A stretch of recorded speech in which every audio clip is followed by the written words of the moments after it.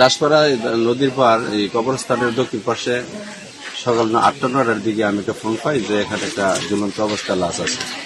সেই হিসাবে এখন স্পটে এসে দেখি যে এই ছেলেটা এই জাম গাছের মধ্যে ঢিলা হচ্ছে, যে ফাঁস নিয়ে মারা গেছে।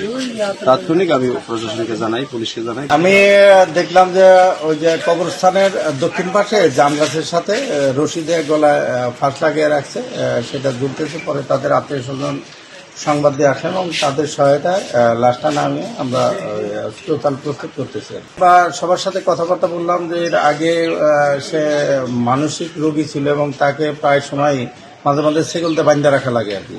ওষুধপত্র চলতেছে এবং তার চিকিৎসাপত্র আমাদের কাছেও তারা দিছে। এর আগেও বলে সে একবার ফাঁসি দিয়েছিল, রশি ছিঁড়ে পড়ে গেছে আর কি।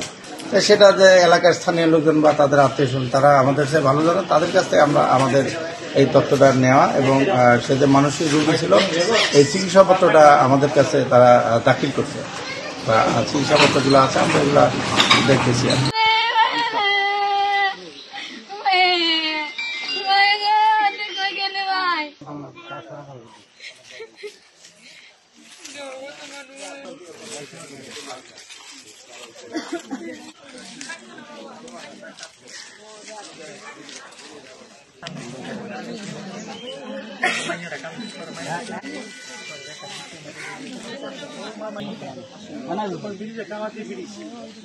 তাহলে তাওয়াতি গিরিশ যেটা তো চিনেনি, তাই না?